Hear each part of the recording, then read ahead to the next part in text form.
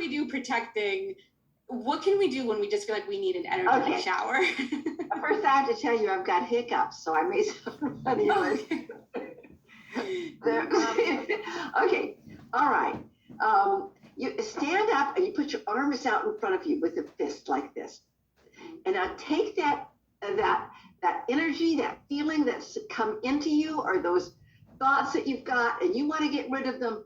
Take a deep breath in and swing your arms above and behind and blow it out and open your hands. Open your hands facing down? Yes, down, all the way down. Okay, and then you're going to do it again. Now think that thing that you want to get rid of. And we're going to do it 2 more times, but slow and deliberate. You're going to go. Oh, my hiccups. Okay, I did it too fast. I got to go slower. Okay. Now go really slow and deliberate. And I want to know that every time you do something slow with letting your breath out, you engage your vagus nerve that relaxes your body. So it's really important. If you can't remember anything else, just start letting your breath out as slow as you can, out your mouth.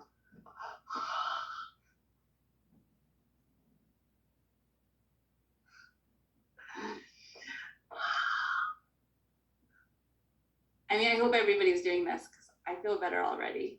Yeah, it really does help. And you know what? Your body will learn it on its own, so that as time goes on, I mean, it'll click in so fast that emptying out is really good. So now we want to strengthen our own fields so other energy can't come in and bombard us. And if you take your hands and put it at the bottom of the trunk of your body, you can touch or not. Go ahead and touch, okay? And just on a deep in-breath, zip the energy up to your lower lip. And now governing goes up your spine. Zip it up as high as you can reach. When you can't reach it any further, just use your mind to think it up to where your fingers are. Go up over the head, over the nose, to the top of that. Now that will hook you up. I'm going to hook you up a little bit further. Okay, from there, all right, you zipped up the front, you zipped up the back, and you hooked it at the front, at the top and lower lip. Now, really what the energy did is go into the back of your throat. It hooks at the back of your throat and creates a spiral that goes either way around your body. I even forgot what it's called. It's the, but it's. I don't even know what it's called. I wouldn't even know, so. Okay. Anyway, if you want to build a habit that it stays and holds, put one finger in your belly button and one finger at your third eye. Push in and pull both of them up. And it may cause you to breathe. If it does, it means that you absolutely need it. Like right now, it caused me to breathe. Yeah. Which meant I needed it. So when that hooks up, you're hooked up. Your aura is protected. Your aura can't be penetrated so easily. So whenever in doubt or whenever you're feeling unsafe, just hook yourself up. It's like one of the best things you can possibly do. It's the almost close getting that, microcosmic orbit. It's an orbit that goes around your body and will go either way, whichever way is really strengthening in what your body needs. And it's magic. It is magic. So I want to review. When we want to let go of something, we do the arms up and we do it with our breath. Palms down and go slow and let it go into the ground. Yes. And that is the letting go. And the protection is the zipping from your belly button up to your mouth. Then you go to the back, up your back until you can reach. Then you go back, you go all the way up. Yes. And then you kind of connect them like you're zipping yourself all the way up. Lock it up. Yeah. I've been doing the zipper one with my 3-year-old, but I'm definitely going to start doing this one as well, the letting go. He goes to this little school 3 days a week, and the teacher said to me that sometimes he just gets overwhelmed by people, and he goes and he starts cleaning in the other room. He goes to the cubby room and he just starts like putting things away and wiping things down. And it's like his way when he's feeling overwhelmed. But having a 3-year-old, having children is so amazing because you can see the way we all evolved, right? Yeah, so you begin to see it and you go, oh, okay, so this 3-year-old, at 3 years old, we were picking up energy. If energy is too much in a room, we have different things. We might shut down and not say anything. We might go eat a snack. We might go clean.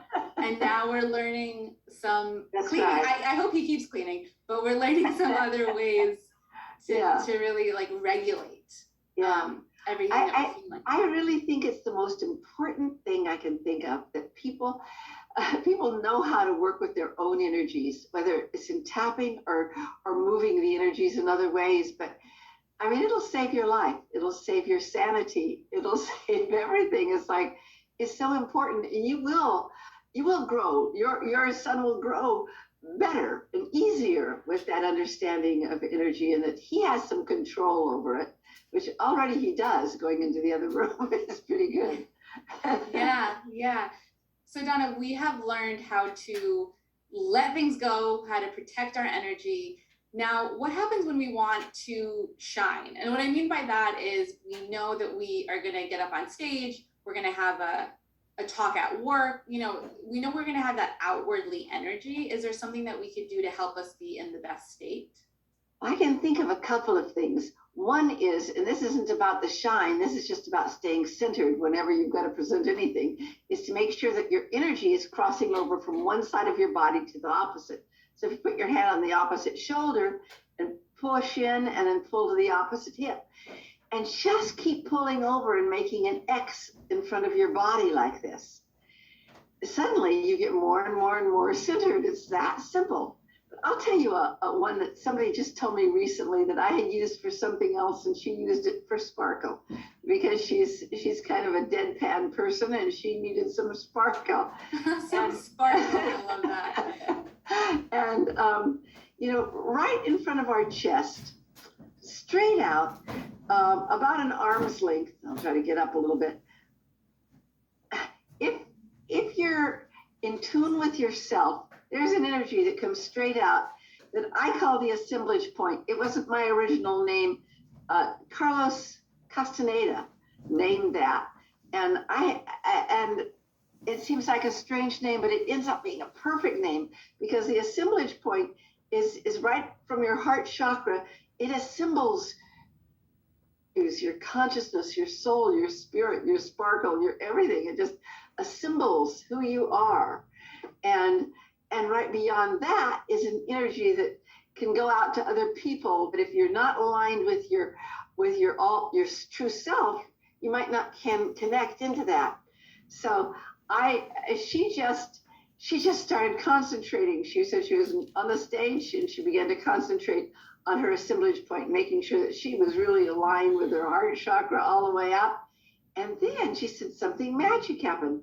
She began to see, she doesn't see energy, and she began to see that diamond inlay, the facets. But I will tell you that you can test it on yourself sometime. Your other people's reaction to you when you're having to present, because if those facets are going out, it touches people in the audience everywhere you go, and it's always good. It is always good. Like if somebody is on the stage and is in a really bad mood and is getting mad at the audience, it might hit them, but it won't go via the diamond and it won't go via your assemblage point. It's just, so you can, if you're in the audience with somebody like that, you can just align with your own, this amazing sphere of energy out in front of you. And is it just visualizing? Is it just knowing that there's this energy in front of your heart?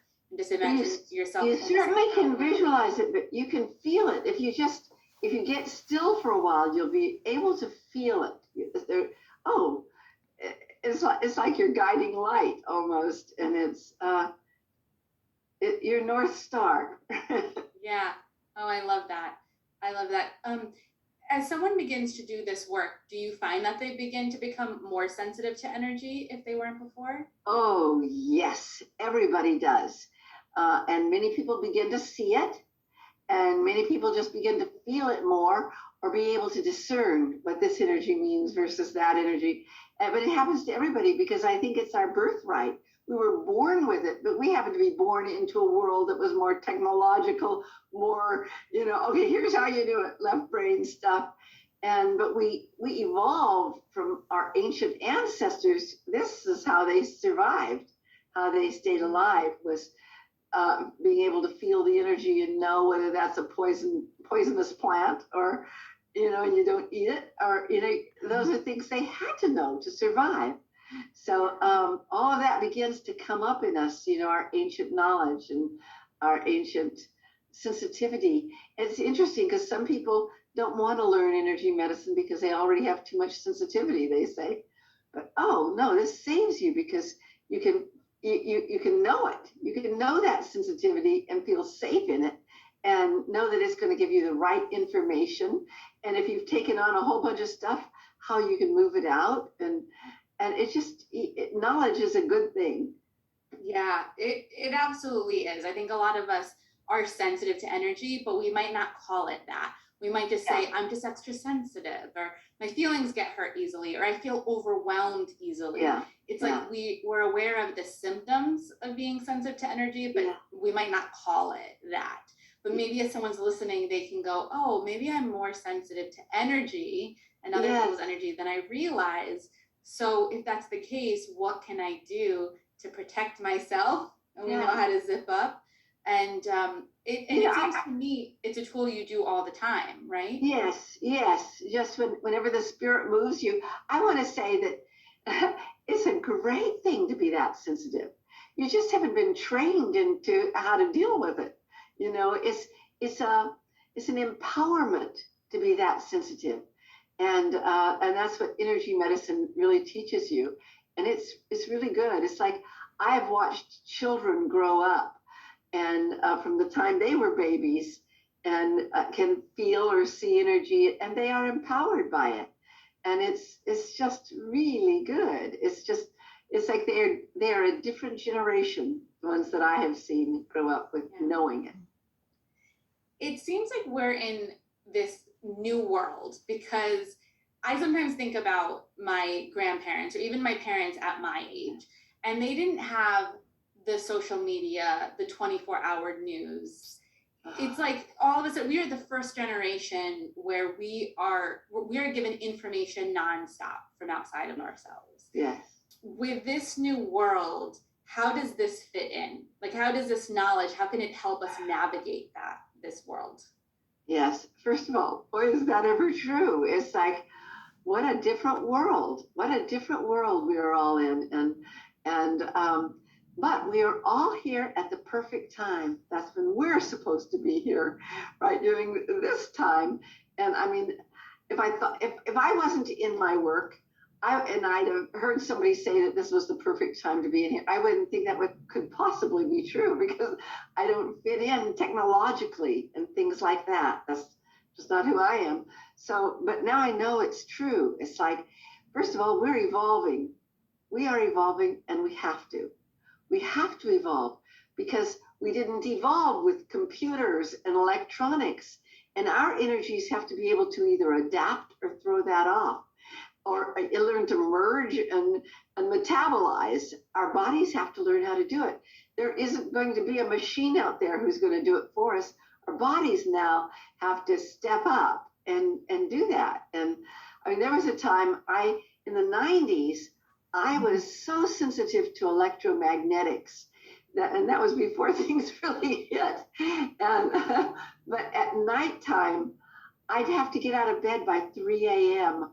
or I would be in such pain all day, and my arms would be so stiff that I couldn't move them. I was sensitive to underground electricity that was in the earth, and it would come up to my body. It hurt so bad, it felt like I was being electrocuted every night.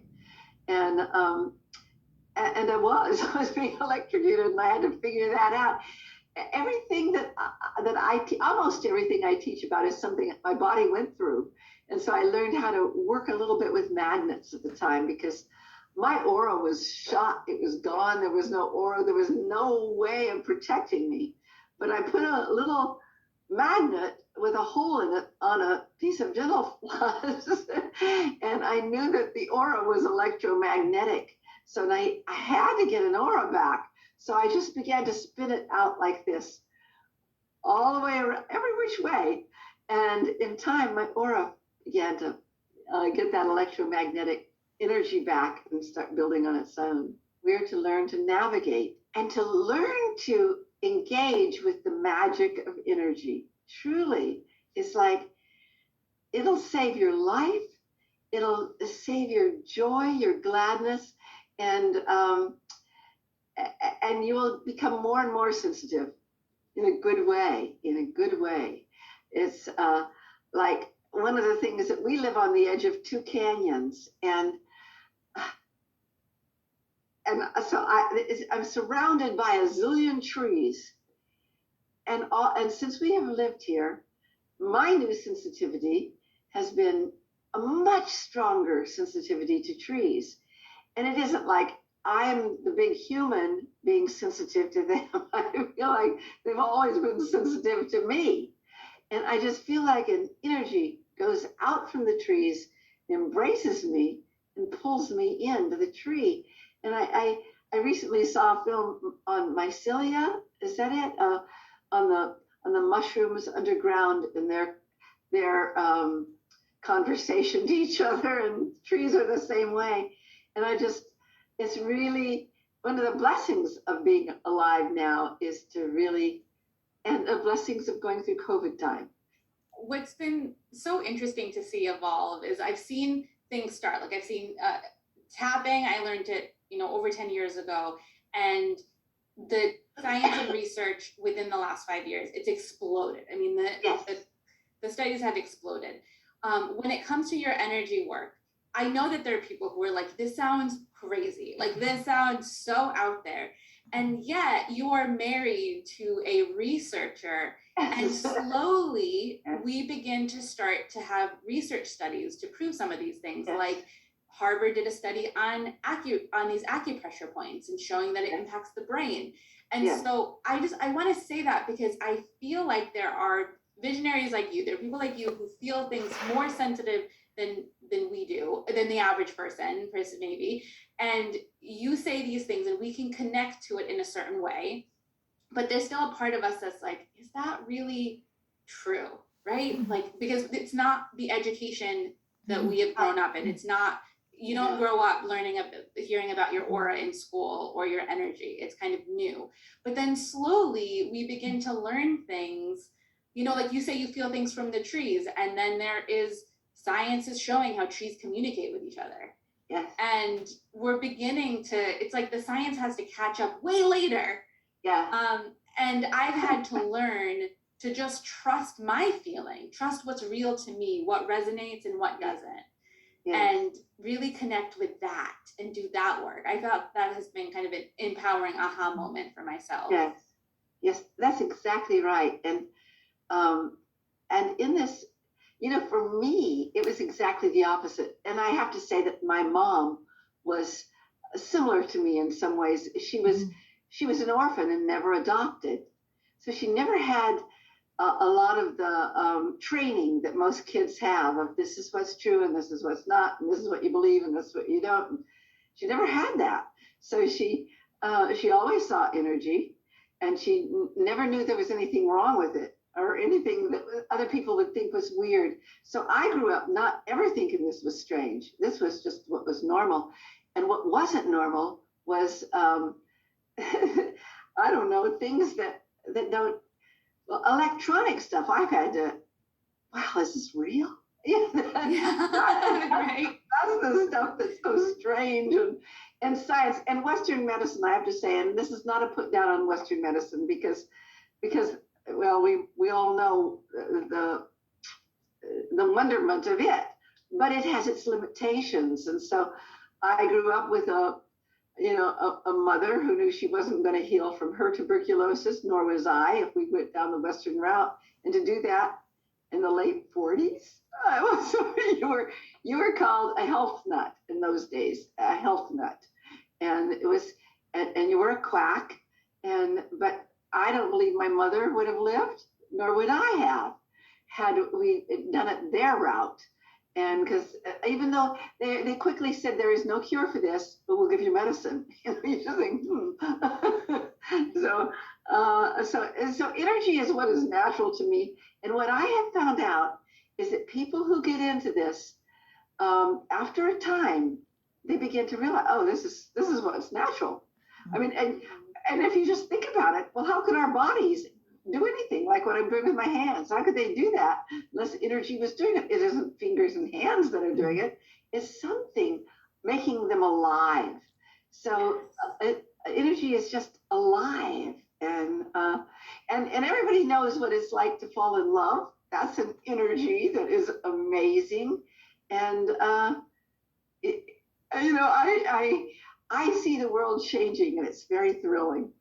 Yeah, it is. It is really exciting. I think you can look at the world and you can easily do doom and gloom, and you can also look at the world and see how people are evolving, how they're coming together. I mean, this is the focus. This is why I love putting the summit out there, because there's so much information that is fear-based, because it does catch our attention. Our brain has that negativity bias. If we're in the woods and we see a lion and flowers, we're going to focus on the lion. And so we get sold this lion all of the time, and we have to realize the price, it's not worth it, and really focus on what's right for us. And I do agree with you. I think there is an upgrade. I think the pandemic has made everyone slow down and question the way that they're living, question the things that were normal. Oh, I love that so much.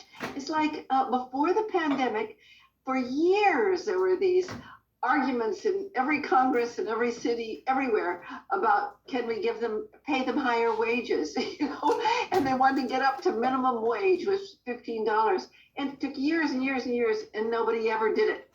The pandemic came on, and people were saying, sorry, I won't go back for just $15 an hour. There is an upgrade. And here's something else that's really interesting. After every pandemic, after every plague, after everything that's gone like that in known history, right afterwards there's a renaissance, and that's exciting. It's like, and you can feel it happening already, because people are thinking about it all, and thinking about I'm going to do something different with my life, or I'm going to whatever it is, and people are seeing beyond all of the arguments politically, or it's people are doing something different and becoming themselves. So I'm looking forward to the renaissance. Yes, me too. I think we're all ready for that. Donna, at the end of the night, or at the end of the day, when it's nighttime and we're unwinding, that tends to be a time when people start to feel the energy, the thoughts running, and that's just the perfect time to find a way to calm your energy. Do you have something that you would recommend to help us wind down, something we can incorporate into our bedtime routine? Yeah. Here's something that I think is really wonderful. It takes a little more time, but not much. But if you put your hands together right before you get into bed, and your hands are in this prayerful position, and then whenever you're ready, you take a deep breath in and stretch one arm straight up. I'm flattening my hand. See, my hand is flat. Flatten your hand up and flatten your hand down, and look up and hold your breath. And then you're going to let your breath out your mouth very slow, and bring your hands back down to here. And you go up the other way. And there's kind of a letting go and a surrendering to the universe when you do that. And you come back down. Do that 2 more times. All the way up, and surrender to the universe, and then come back down. I feel grounded and uplifted at the same time. Yes, one hand down and one hand up. Exactly. And then you're going to let your breath out, and this time you're going to bend over and just hang. And when you come down towards your ankle, You're going to. I know if anyone pops in, they're going to be so confused at this point. Everyone, do it with us. Okay, sideways figure eights. And come up your body, making sideways figure eights. Kind of wove your aura, and then let your arms down slow and climb into bed. And I want to tell you just another one. Do we have enough time to tell one more thing? Say if you are, this is really good. Okay, say you're in bed and you think, well, that helps some, but not all the way. Okay, if you're in that place, but if you do wake up in the night, do that exercise. It'll put you back and you'll sleep the rest of the night. But put your hands over your eyes, closed eyelids, and take a deep breath into your nose. As you let your breath out, drag your fingers to your temples. Now take a deep breath and drag your fingers above your ears. Go around behind your ears. Now flatten your hands, and you're going to go down the vagus nerve and the triple warmer, and then just land on your heart chakra and fall asleep. Okay, that's one of my favorite, because what that does is, you start here. This is called the regulator flow in a system called the radiant circuits. So this helps regulate, bring a new regulation to it all. And these points are triple warmer points, and triple warmer governs fight or flight. And then you go around behind your ears, and that's going backwards on triple warmer. Then flattening your hands, you're going down triple warmer and the vagus nerve. And you come to your heart, you come home to yourself. You come home to yourself. I love that. Donna, thank you. Thank you for all the tips, for the wonderful conversation. I hope that for those who watch this, it's just the beginning. And we can just incorporate these, teach our kids, do it in the car, zip up before we got to go into any store. And these tools are really wonderful. So I appreciate you sharing them with us. Bye-bye.